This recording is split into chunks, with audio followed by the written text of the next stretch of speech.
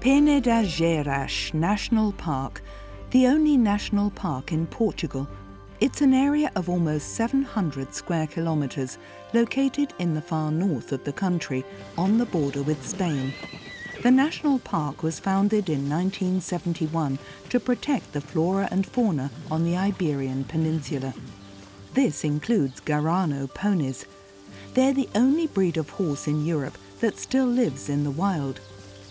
Duarte Figueiredo is Regional Director of the ICNF. The ICNF is responsible for the management and protection of the Peneda-Gerês National Park. Park rangers make sure that the laws of the park are respected. The protection of the Garano ponies is one of their tasks. The Garanos are a native breed of horse from the northwest of the Iberian Peninsula. This species integrates very harmoniously into the ecological balance here. They are not wild animals, but rather the horses have been domesticated. These animals live in the wild, but have an owner. The horses live in herds, but the owners have marked all the animals with a chip, and they receive support from the EU to preserve an original breed. The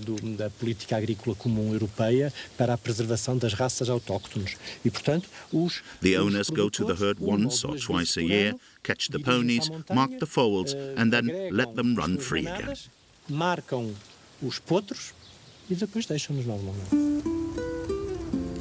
The Garano ponies are a very old breed of horse. They have been found in this region of Portugal for at least 20,000 years. The Garanos have adapted very well to the rough and barren mountain landscape in the national park. They're small but very robust and hardy, and climb with as much confidence as mountain goats.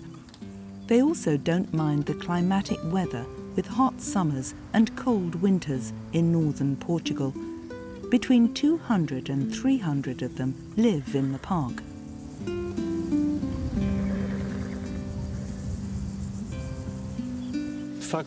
The park is located in a very special place in Portugal and on the Iberian Peninsula. We are at a boundary between Mediterranean and Atlantic biotopes. At just below 700 square kilometers, it's actually a relatively small park, but because of its special soil composition, there are many different landforms and habitats here.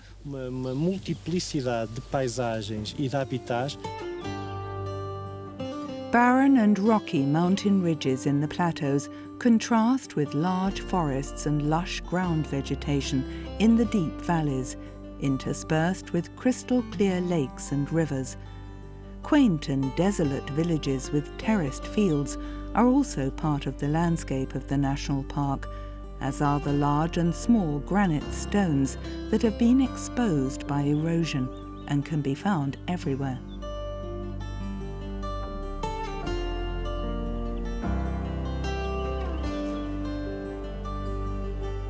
Miguel Dantas da Gama has made his hobby his life's work. He has been travelling through the national park for many years, observing and documenting the development of flora and fauna. He knows the park like no other. This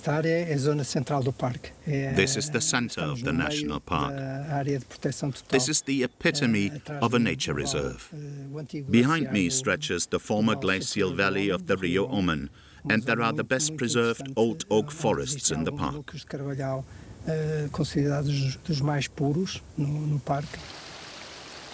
Mata de Albergaria is the name of this nature reserve, a well-preserved original oak forest in the middle of the Peneda-Gerês National Park.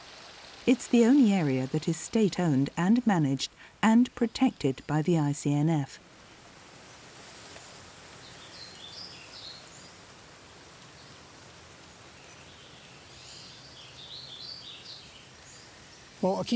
This is a real oak forest, but an oak forest doesn't only consist of oaks.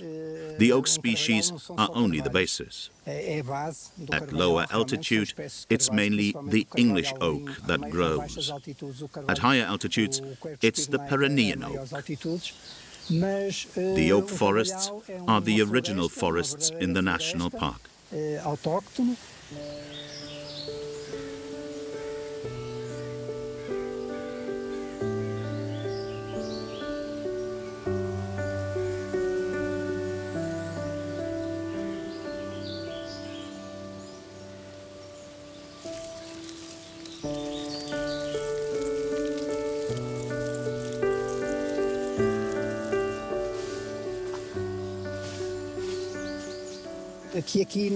There is a great variety of plants here in the oak forest. Ferns, climbing plants on the trees, and on the ground, cranberries and moss.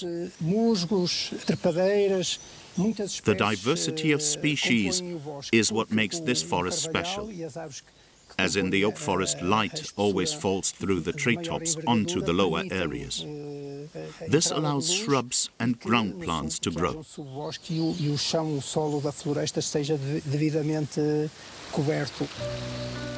Due to the trees and the dense ground vegetation, the oak forests produce a lot of moisture and store more water in the soil. As a result, it's a cooler temperature. The plants do not dry out as quickly, and the risk of forest fires is much lower.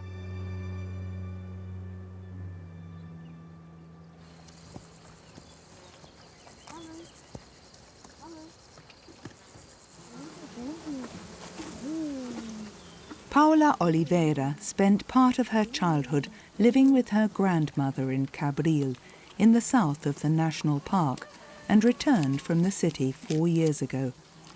Due to the financial crisis, she lost her job and had a hard time in her private life. She decided to leave everything behind, start a new life in Cabril, and dedicate herself to new projects. One of them is the production of flax.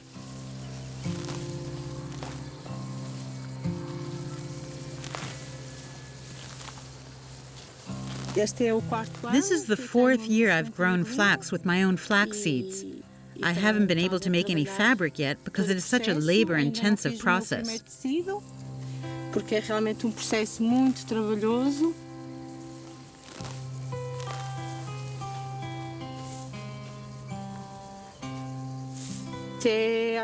Until 40 years ago, a lot of flax was grown here in Cabril and Montalegre.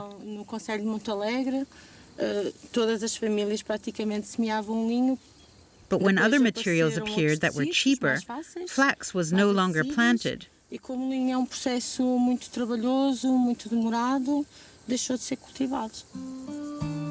People used flax to produce a fabric from which they made sheets, towels, and summer clothing.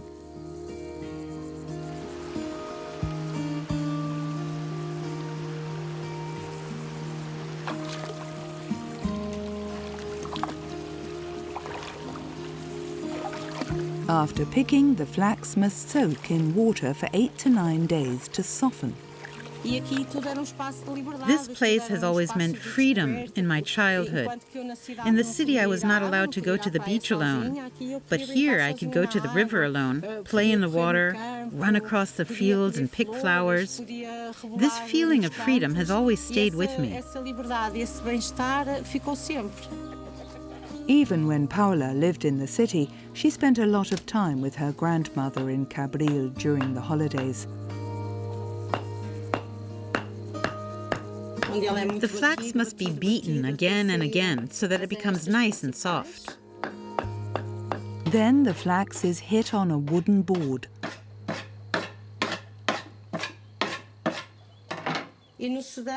And finally, it's brushed over here to pull out larger impurities and make the flax silkier and cleaner. This is the right flax now, and it feels clean and soft in the hand. 1 meter of this fabric would be very expensive because the production process is so time-consuming.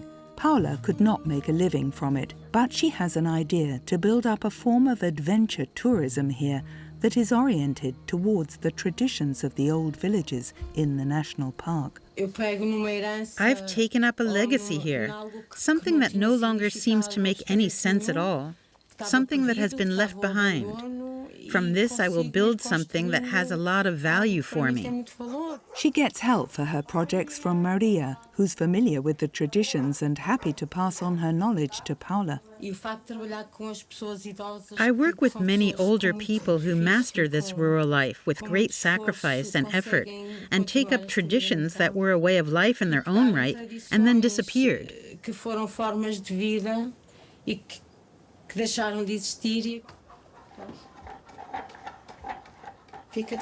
You don't want me to carry the thread to the end? No, you can't do that. Put your hand further down, like this. That far down? Yes, that works better.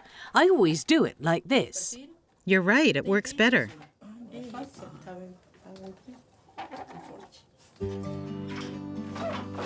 Maria shows Paula how to make clothes from linen with a loom.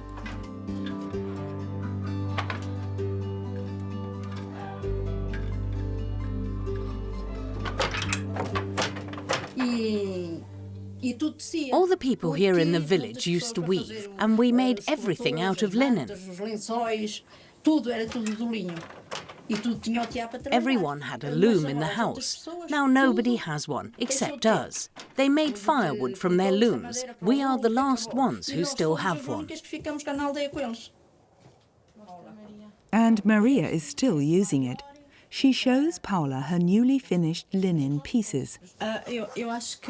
The fact that I live in the only national park in Portugal also brings responsibility for me.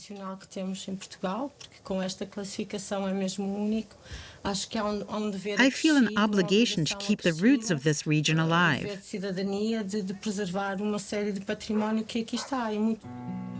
Portugal's only official national park was established in 1971 before the democratization of the country. But unlike other national parks, Peneda-Gerês is partly inhabited. Around 10,000 people live here together in villages. One of the big challenges in Portugal is the fact that very few forests are state-owned.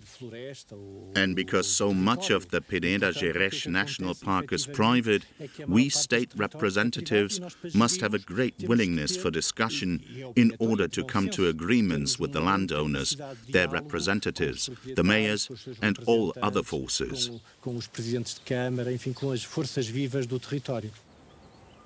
Out of an area of 696 square kilometres, only about 53 square kilometres of the park are state-owned.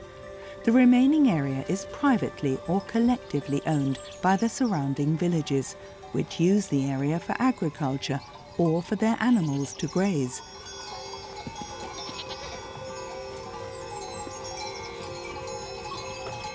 This is the case for the goat herd Paulo Landeira.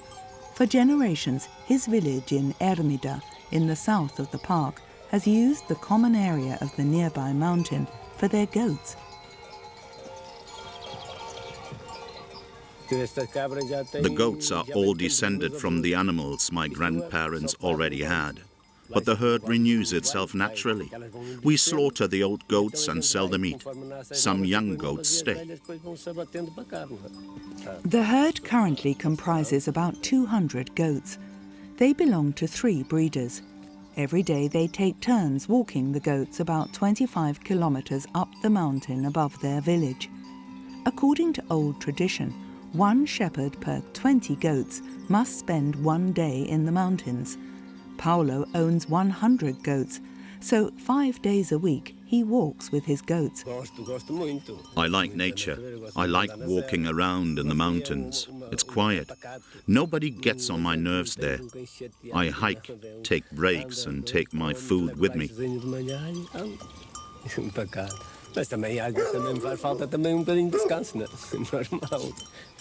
But sometimes I want to rest, of course. Walking up there every day would be pretty hard. But if I didn't have any colleagues, I'd probably have to. The other 2 goat herds are quite old. I'll probably do it alone one day.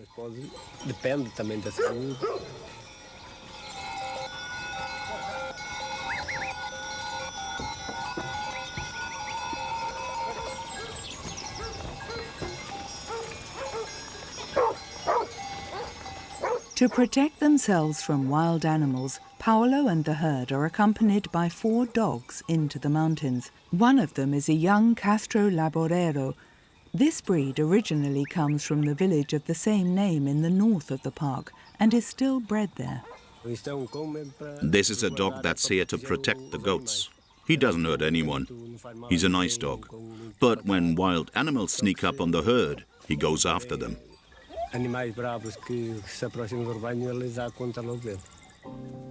The Iberian wolf is one of the inhabitants of the national park. 5 to 6 packs are currently at home here. The wolf packs have grown in number while there is less and less natural prey for the wolf in the park. As a consequence, the wolves have started to attack herds of cattle, horses and goats. Especially in winter, the risk of an attack is high. Last winter, Paolo lost 20 goats to the wolves. The wolf is a protected species, and only those who have animals lose them to the wolves. Those who don't have any don't lose them. The people, the politicians, don't know what the life of a goat herd is like. They should take a look at what it's like here, when at the end of the day you're standing in front of 4 or 5 dead animals that the wolf has killed. Who pays for that? Nobody.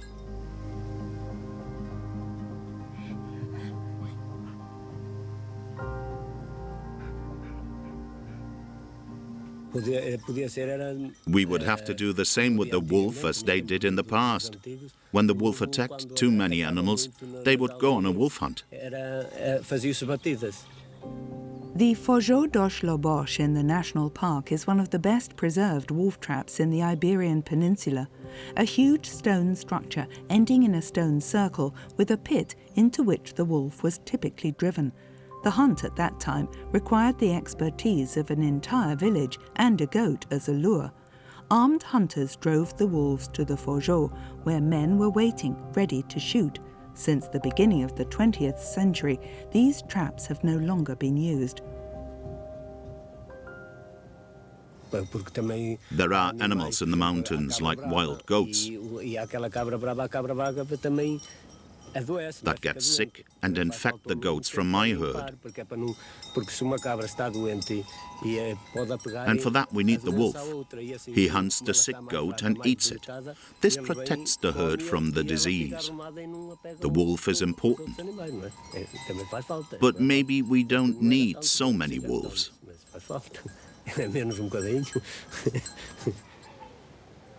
In the evening, the goats return to their pens, satiated.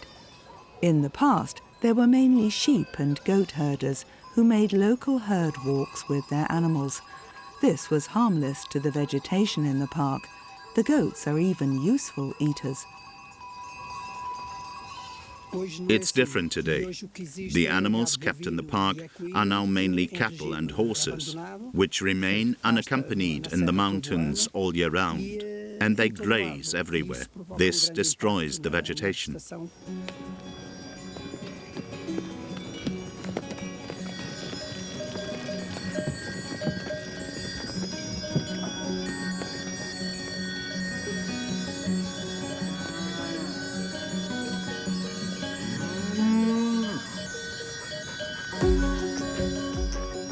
Miguel is a cattle breeder. For generations, his family has bred a cross between Barossa and Limousin cattle.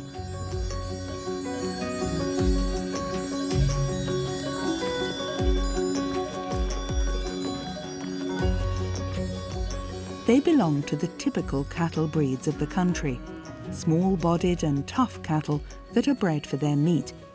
Every day, Miguel takes his cattle to graze on the plateau in the morning and brings them back to the barn in the evening. He's been doing this since he was 10 years old. The cattle go down here now, then they come back up. They choose what they want to eat.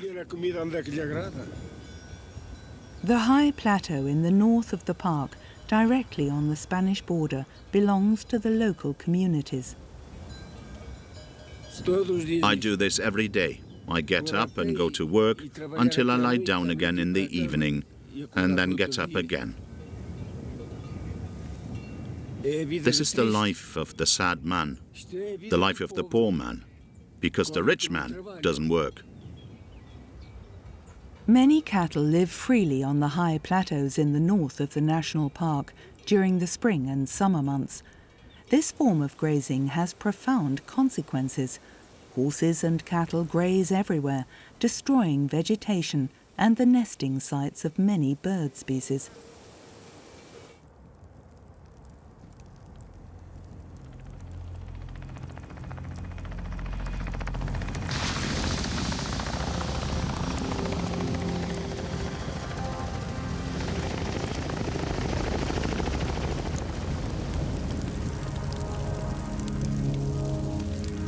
Forest fires are the biggest threat to national and nature parks.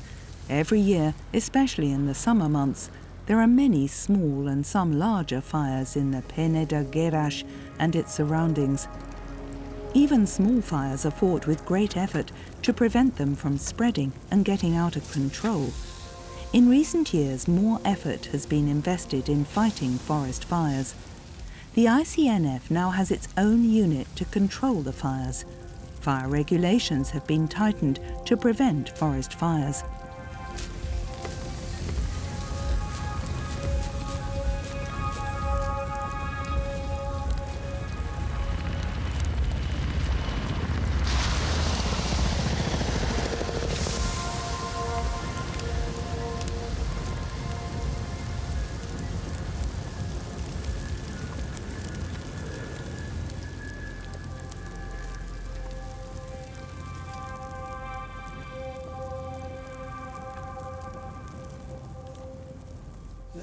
The forests were already in a poor state beforehand. The fire destroyed very large areas and left only barren landscapes with a flat ground cover. Most recently, in 2016, a huge forest fire with several fire fronts spread through a mountain range in the Peneda-Gerês National Park. Large areas of forest were destroyed. There are many reasons for the fires. A significant part is due to negligence. Discarded cigarettes or broken glass that focus the light are typical triggers for forest fires.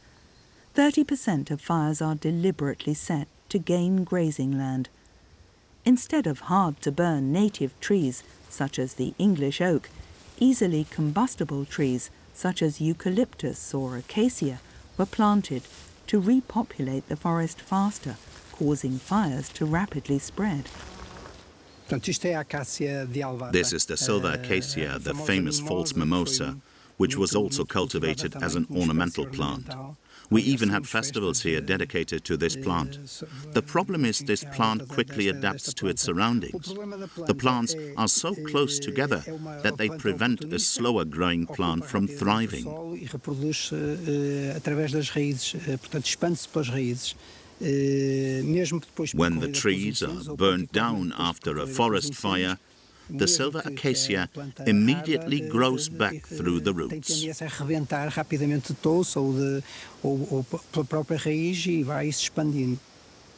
This has caused native tree species, such as oak, to be rarely found in some areas. They're being displaced by acacias and other exotic species. There are already a few areas that are recovering noticeably, and a lot has been done in recent years to contain the forest fires. Also by having more people to take care of it. But we need to protect more areas and prohibit access to these protected zones for grazing animals. The oak forest is home to numerous reptiles and amphibians, such as the Iberian frog, which is exclusive to the northwest of the Iberian Peninsula. Rare plant species can also be found here.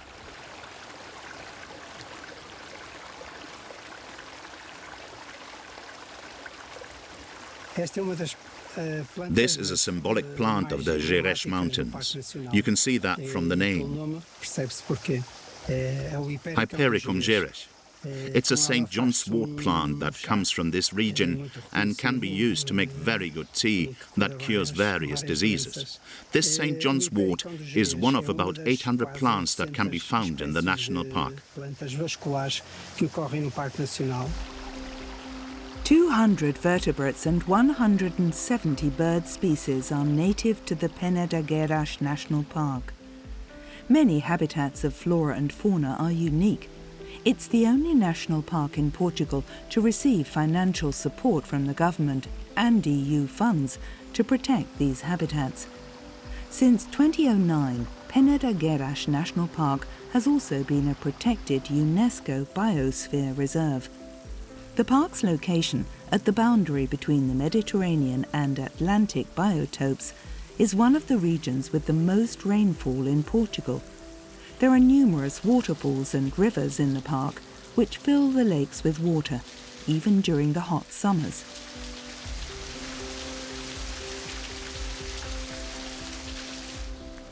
At the foot of the forest lies the village of Gerês, which was already known for its thermal baths before the establishment of the national park.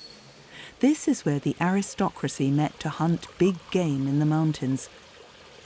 For 3 generations, the Van Zeller family has held the rights to use the medicinal water springs.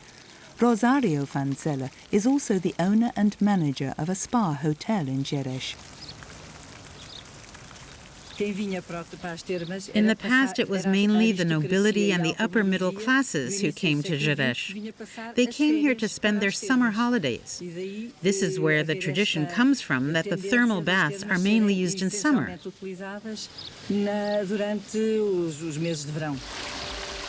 Today, mostly tourists come to Gerês to use the healing water from the ancient spring and combine it with a visit to the national park.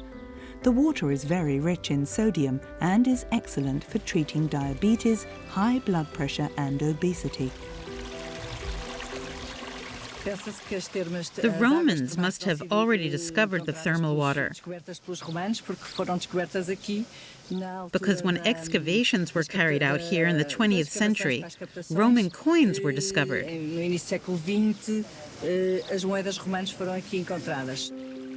Traces of Roman settlement can be found in several areas of the park. Remains of an old Roman road, path markers and bridges, but also aqueducts from the more recent past, such as these old water pipes built by villagers around 1930 to supply their potato fields with water.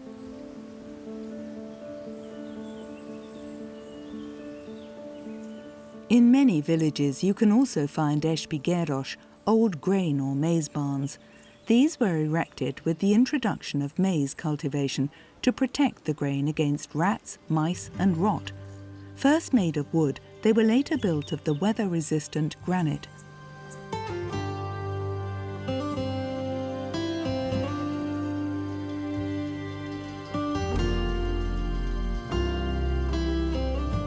The ruins of one of the oldest castles in Portugal are located in the village of Castro Laboreiro, in the very north of the Peneda-Gerês National Park, right on the border with Spain. Nearby is Pontes, a small, old and abandoned village that once served as a winter residence for families. 8 to 10 families lived here. In the past, it was common for the mountain people to live in 2 separate villages. In summer, in an upper village, often above 1,000 meters. The rest of the year was usually spent in a river valley, in a winter village, because it got too cold in the upper villages and the cattle couldn't find much to eat.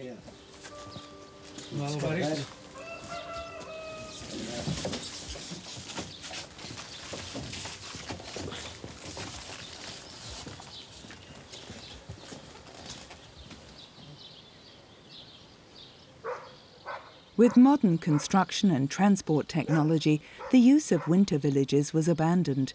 People moved their lives completely to the summer villages and did not return to their winter homes. The villages gradually disappeared. The village was in a pitiful state. Everything was full of thick bushes and undergrowth, and brambles were growing on the paths. I could hardly get into the village, only via a small path. Manuel Rodrigues spent the winter months of his childhood here in this village.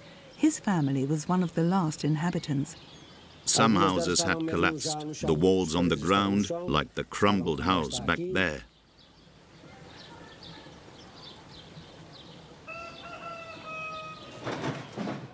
Manuel's great-aunts lived in this house, with whom he had spent a lot of time as a child.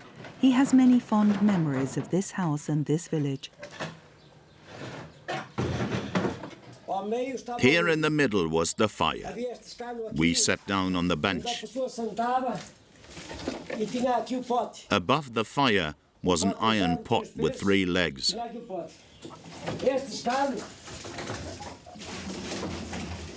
The bench was here. We cooked on the fire.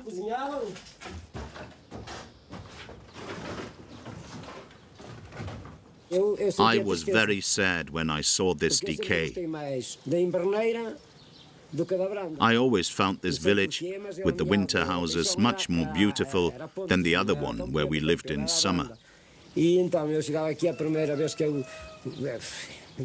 Pontes was my passion, not the other village. My chest tightened when I saw this. One day I said to my son, how about we restore this house? And that's what we did, with very little money.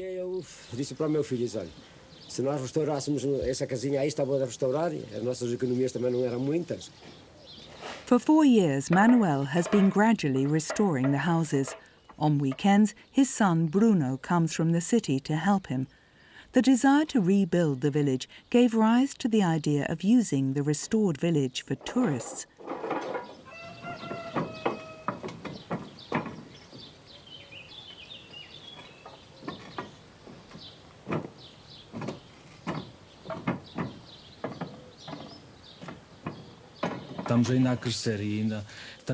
We don't want mass tourism here. This should be for people who are looking for nature and tranquility, who want to hike and enjoy the river.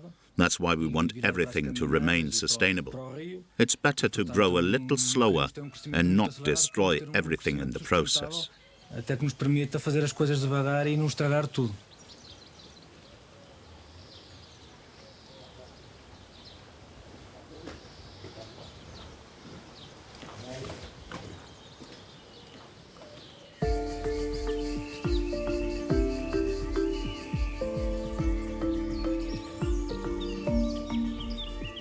Sonia Almeida is from the organisation ADERE, which is responsible for the regional development of the park and works on the development of the hiking routes in the park.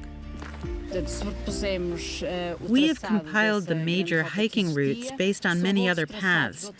A long path that has existed, small sections of paths, but also the old paths that shepherds or pilgrims have always used.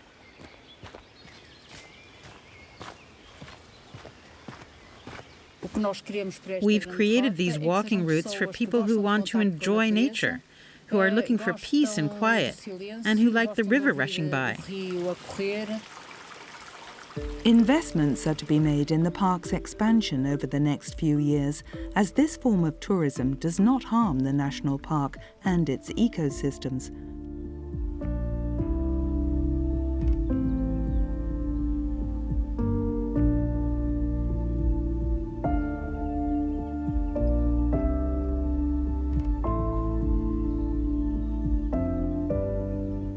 The shrine of Our Lady of Peneda is very important in religious terms for the people who live in the villages in the national park.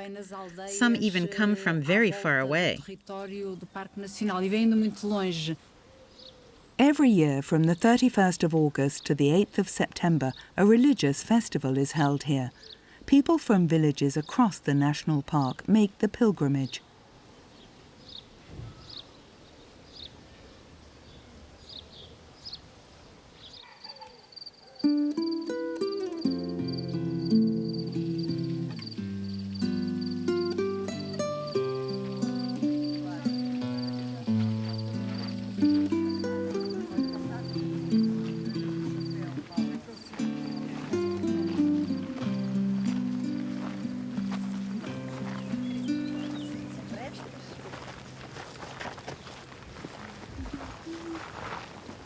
Podem encontrar aqui um círculo.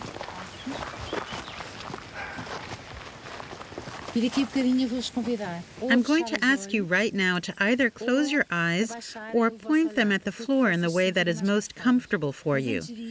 But before that, I ask you to look all around and notice where you are.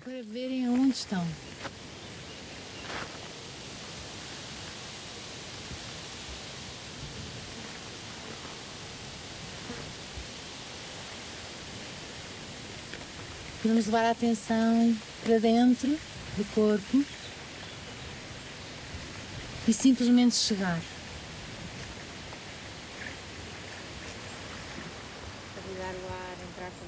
Maria do Carmo offers people a different form of recreation in the national park. She practices Shirin Yoku, translated perceiving the forest through its senses, or forest bathing in short, a therapy that originated in Japan. Our biology is made to be in nature. We've moved away from that. So this therapy wants to teach us again what we always had and knew.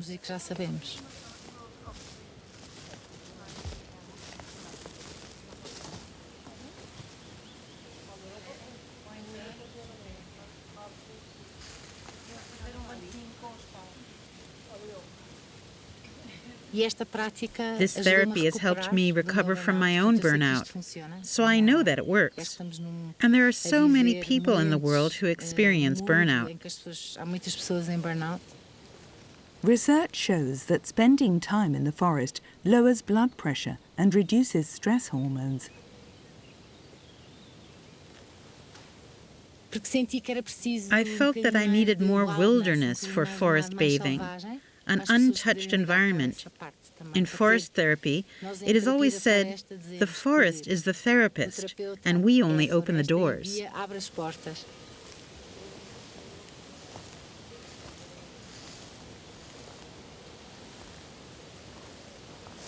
Maria wants to help the people who come to her to pause, to reflect, and to find a piece of themselves again.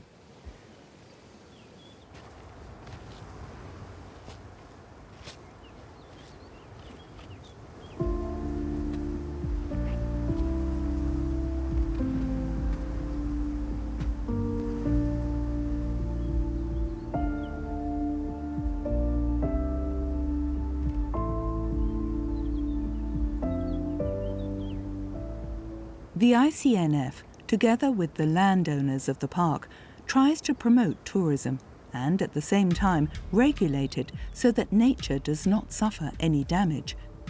However, there are parts of the park that have already reached breaking point with the existing tourism.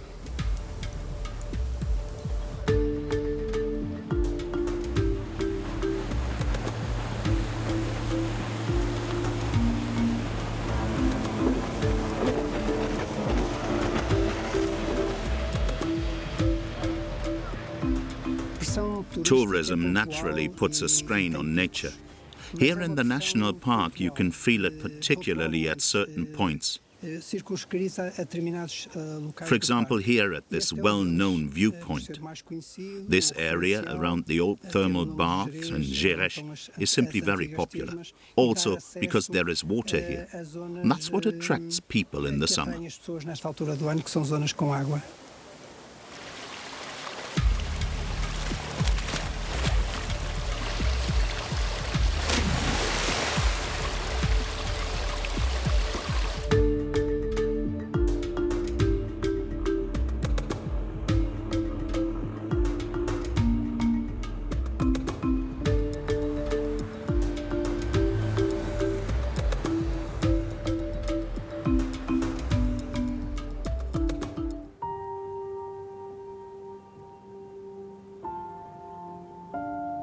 The Vilarinho das Fornas Dam is located on the southwestern edge of the Peneda-Gerês National Park. It was built in 1972 to transform the Rio Niemann into a reservoir and generate electricity. An old village on the edge of the river, which gave the dam its name, was sacrificed and flooded. 300 people lived here. Manuel Antunes and Antonio Barroso also lived in this village.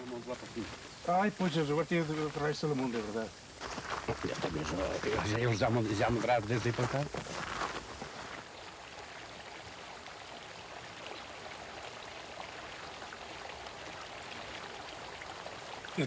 I was outraged, especially because the people were not really compensated. The electricity company gave us half an escudo for a square metre of land. At that time, a sardine already cost 1 escudo. All in all, the whole village got the equivalent of maybe 100,000 euros. It would have been worth much more, of course.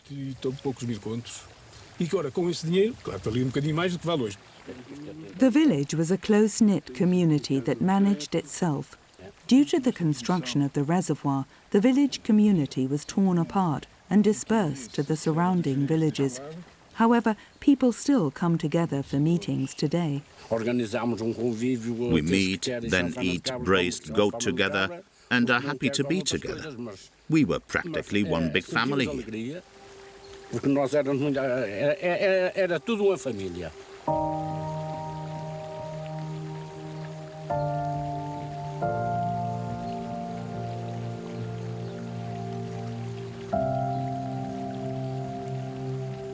The remains of the village are still visible today. In times of low rainfall, the village ruins even peep out of the water. When the water level drops, I like to walk through the ruins to my parents' house and remember the old days.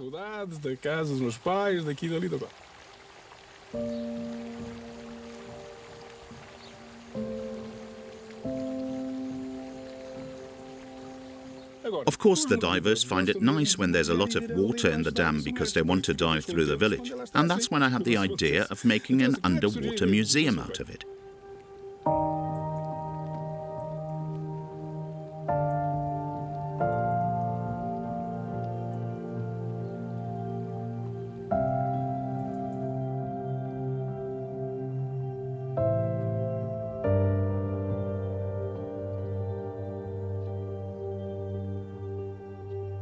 There are over 100 small villages in the park where old values and traditions are still preserved and practiced.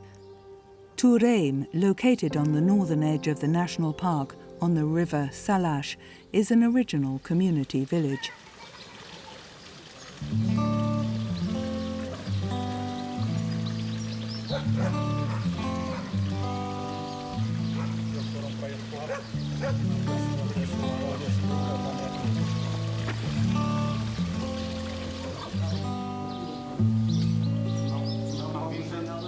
Paulo Barroso was the head of the village of Touraine for 20 years and runs a small business in the village, like his father before him.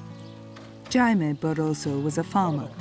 In addition, he worked for Paulo's father, who in the early 1980s offered the people of Touraine an alternative to earn good money on the side. He organized a smuggling business from Touraine across the border to Spain. Remember when we were over the castle, lying down to rest, and then the wolves started howling? Sure, I was scared.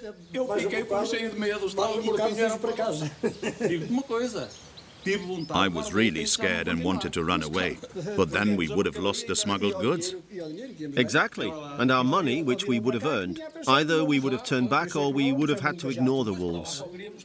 Of course, on the way there, we only thought about the police. Back then, it was all about the wolves. Exactly. I felt this special atmosphere in the evenings as a child.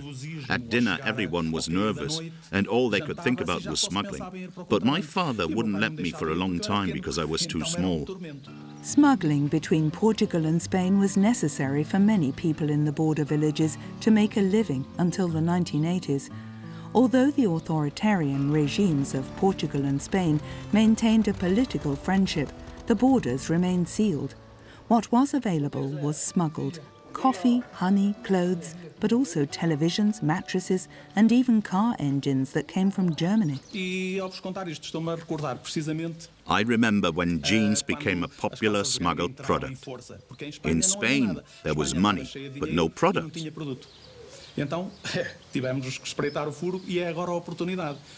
That was our chance. I went to a factory in Porto during the day and bought the jeans. At night, I brought them across the border with 5 or 6 colleagues. 30 jeans in a sack, all night long. Often we were already very tired in the evening from working in the fields. At that time, we still harvested and processed the grain with our hands. That was hard work.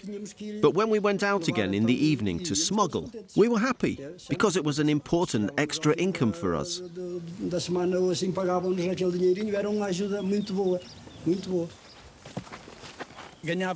With 2 to 3 hours of smuggling, we earned more money than if we had worked all day. Over there on that mountain is the border. Do you remember that place? So many times it's happened there. To avoid being caught by the police, the men walked about 6 kilometres alongside roads to the border, most often carrying heavy loads. With the joint accession of both countries to the European Community in 1986, illegal trade came to a halt. We're here in the middle of the Peneda-Gerês National Park. If you want to enter the park from Spain, you go straight through Turin. The people who live here do so primarily out of passion and because they like nature. Because living in the park also has its limitations. We can't just build a house the way we want to. We have to respect nature and the rules of the park.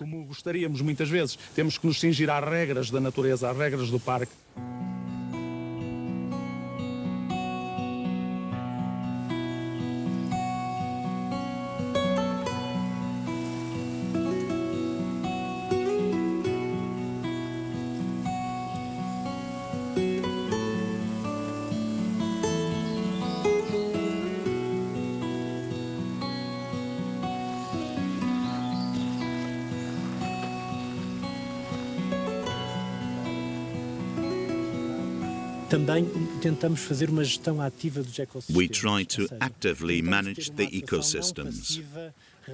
We want to rebuild natural park areas that have been neglected and actually have much greater natural potential. We have invested a lot in recent years to save endangered ecosystems.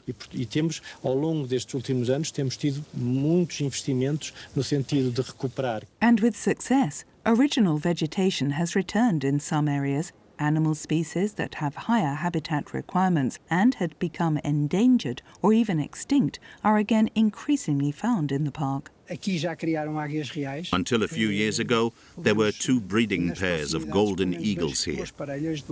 Unfortunately, because the human impact was too intense, they died out.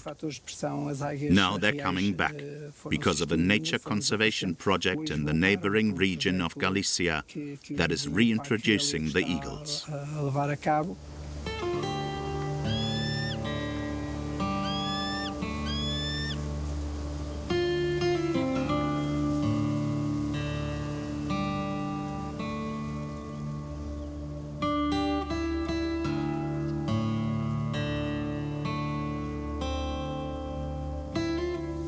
In these rocky slopes, the barren cliffs there, golden eagles have nested. And on this side too.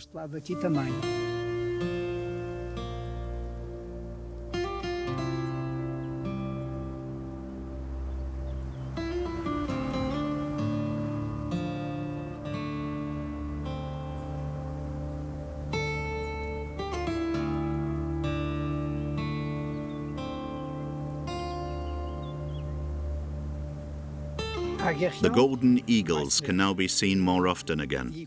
Curiously, they sometimes nest in the same places where golden eagles used to nest. I've seen them actually use the exact same spot on the same cliff as the animals that lived here 40 or 50 years ago. That's really great.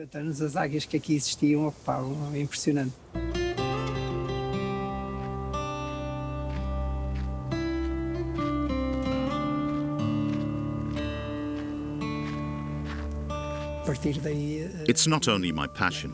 I have become someone for whom this hobby has almost become the meaning of life. It's my main activity.